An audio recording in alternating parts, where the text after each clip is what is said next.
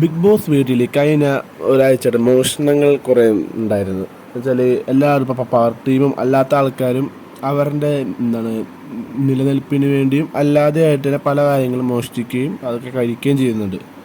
അപ്പോൾ അത് ലാലേട്ടൻ ചോദിക്കല്ലേ, ജിൻഡോ എണിച്ച് പറയേണ്ടതെന്ന്. ലാലേട്ടൻ ഞാനാണ് ഇവിടുത്തെ ആദ്യത്തെ കള്ളൻ, എല്ലാവരും കൂടി സ്ഥാപിച്ച ഒരു കള്ളൻ ഞാൻ തന്നെയായിരുന്നു. പക്ഷേ ഞാനാകെ മോഷ്ടിച്ചതാകെ ചപ്പാത്തി മാത്രമേ മോഷ്ടിച്ചുള്ളൂ, പിന്നെ വേറെ ഒന്നും ഇല്ല എന്നാണ് ജിൻഡോ പറഞ്ഞത്.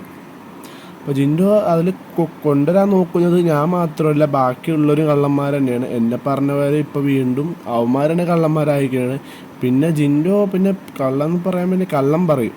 അത് സ്വന്തം നിലനിൽപ്പിന് വേണ്ടി ഓരോ കാര്യങ്ങളും ഇപ്പോൾ പവർ റൂമിൽ നിന്ന് കള്ളം പറയും. അതൊക്കെ മാത്രമേ ഉള്ളൂ പുള്ളിക്കാരന്. അല്ലാണ്ടുള്ള ഇവർ കാണിക്കുന്ന പോലത്തെ സ്വഭാവമൊന്നും ജിൻഡോ കാണിക്കാറില്ല.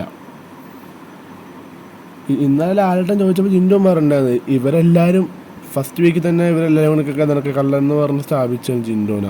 ഇപ്പോൾ ലാസ്റ്റ് വീക്ക് ആയപ്പോൾ എന്ത് ഇവരെല്ലാവരും കള്ളന്മാരായി. ഇവരും കള്ളന്മാർ തന്നെയാണ് ഇപ്പോൾ ജിൻഡോ പറഞ്ഞത്.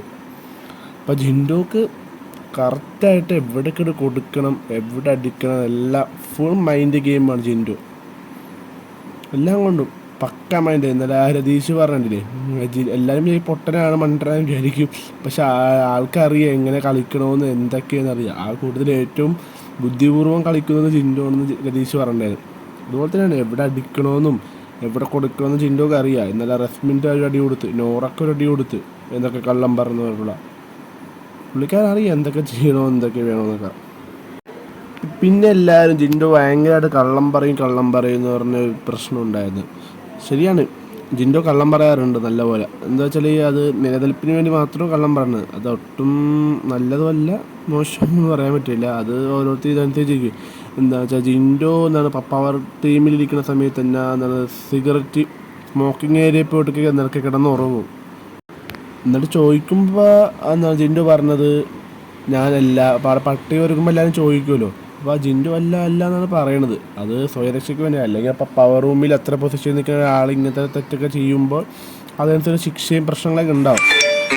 അതുകൊണ്ട് പറയൂല. പിന്നെ അത് മാത്രമല്ല, ലാലേട്ടൻ്റെ എപ്പിസോഡിൽ വരുമ്പോഴായിരിക്കും ഇതൊക്കെ എല്ലാം അറിയണത്. അപ്പം പിന്നെ എന്തേലും കുഴപ്പമുണ്ടാവില്ലല്ലോ. അതന്നെ, പുള്ളിക്കാരൻ ആ രീതിയിലുള്ള കള്ളങ്ങൾ പലതും പറയുകയും ചെയ്യും, പക്ഷെ അത് ഏറ്റെടുക്കുകയില്ല. അങ്ങനത്തെ പ്രശ്നം മാത്രമേ ഉള്ളൂ, അല്ലാണ്ട് വേറെ കുഴപ്പമൊന്നുമില്ല.